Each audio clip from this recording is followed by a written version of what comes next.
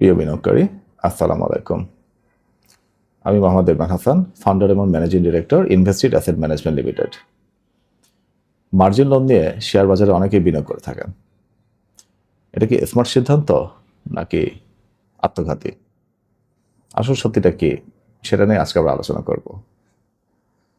ধরেন আপনার কাছে 10 লাখ টাকা আছে, আপনি আরো 10 লাখ টাকা মার্জিন লোন নিলেন, নিয়ে আপনার এখন 20 লাখ টাকা হলো, সে টাকা দিয়ে আপনি শেয়ার কিনলেন। লোনের সুদের হার ধরা যাক 15%, অর্থাৎ 10 লাখ টাকা আপনার 1.5 লাখ টাকা সুদ দিতে হবে 1 বছর পরে। 1 বছর আপনার লোন সুদ আসল সহ ফেরত দিতে হবে 11.5 লাখ টাকা। এখন যদি আপনার ইনভেস্টমেন্টের রিটার্ন হয় 20%, তাহলে 20 লাখ টাকা খাটিয়ে আপনার লাভ হবে 4 লাখ টাকা। টোটাল আপনার বিনিয়োগের পরিমাণ তখন লাভ সহ হবে 24 লাখ টাকা। লোনের টাকা পরিশোধের পর আপনার হাতে থাকবে 12.5 লাখ টাকা। মানে নিজে 10 লাখ টাকা খাটিয়ে আপনি 25% 2.5 লাখ টাকা রিটার্ন পেলেন। বেশ ভালো, মানে লোনটাকে আপনার কাজে লাগলো, রিটার্নটা আরো বেড়ে গেল। কিন্তু এই গল্পের অন্য দিকটা আসলে খুব বিপজ্জনক। এই একই 20 লাখ টাকা বিনিয়োগে যদি বাজার 40% নেমে যায়, তখন আপনার বিনিয়োগের যে ভ্যালুটা দাঁড়াবে সেটা হয়ে যাবে 12 লাখ টাকা। লোনের 11.5 লাখ টাকা ফেরত দেওয়ার পর আপনার হাতে থাকবে মাত্র 50,000 টাকা। যদি নিজে বিনিয়োগ করতেন 10 লাখ টাকা লোন ছাড়া, তখনও যদি 40% পড়তো, তখন আপনার হাতে থাকতো 6 লাখ টাকা। এতটা ভয়ঙ্কর অবস্থা হতো না। এখানে দেখা যাচ্ছে এত টাকা অলমোস্ট সবই শেষ। আর এরপর যদি বাজার আরো বেশি নিচে নেমে যায়, তখন ব্রোকার বা মার্চেন্ট ব্যাংক সরাসরি আপনার শেয়ারটা বিক্রি করে দিবে, সে তার জামানতের টাকা বাজার যে পাওনা এটা আদায় করে নেওয়ার জন্য, যেটাকে ফোর্স সেল বলা হয়। এখানে আপনি একেবারে দেউলিয়া হয়ে যাবেন, যেটা লোন ছাড়া ইনভেস্ট করলে আপনার শেয়ার বাজারে আপনার লস হতে পারে, বাট দেউলিয়া হওয়ার কোনো সম্ভাবনা নাই। কিন্তু মার্জিন লোন নিলে আপনার দেউলিয়া হওয়ারও সম্ভাবনা থাকে। এখানে আপনার শুধু আর্থিক ক্ষতি না, সেই সাথে মানসিক শান্তিও সম্পূর্ণভাবে চলে যায়। এখন তাহলে প্রশ্ন আসে যে কিছু মানুষ তারপরও এখনো লোন নিয়ে ইনভেস্ট করে, কেন করে?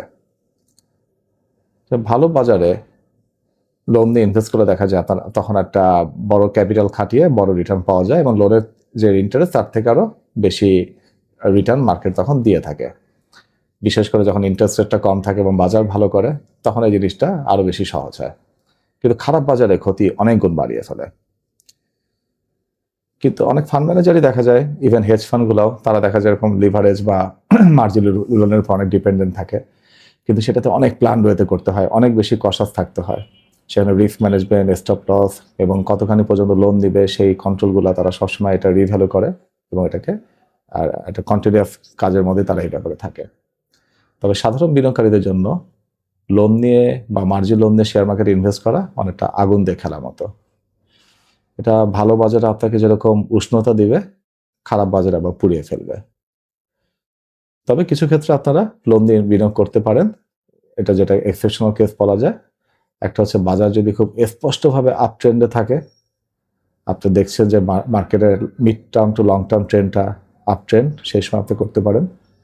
যদি সুদের হার সহনীয় হয়, অর্থাৎ মার্জিন লোনের সুদের হারটা অনেক বেশি না, অনেক সময় এটা দেখা যায় 10-11% নেমে আসে যখন সুদের হার কম থাকে। আর সেই সাথে সবচেয়ে বড় যে ব্যাপারটা, আপনারও যদি রিস্ক নেওয়ার ওই মাইন্ডসেটটা থাকে, ওই ক্যাপাসিটিটা থাকে, সবার রিস্ক নেওয়ার মাইন্ডসেটটা একই রকম থাকে না, সেই ক্ষেত্রে আপনি সীমিত পরিমাণে মার্জিন লোন দিয়ে শেয়ার মার্কেটে ইনভেস্ট করতে পারেন। তবে ইন জেনারেল আমি বাংলাদেশের কনটেক্সটে বলবো যে যারা সাধারণ বিনিয়োগকারী অত বেশি সময় দিতে পারবেন না, এবং সেই সাথে বাজারও ওরকম স্ট্রং আপ ট্রেন্ডে নাই, তাদেরকে আমি ডিসকারেজ করবো মার্জিন লোন দিয়ে শেয়ার বাজারে ইনভেস্ট করার জন্য। বরঞ্চ নিজের যে টাকাটা আছে সেটাতে আপনি আস্তে আস্তে করে যদি গ্রো করেন, এটা সাস্টেনেবল হবে।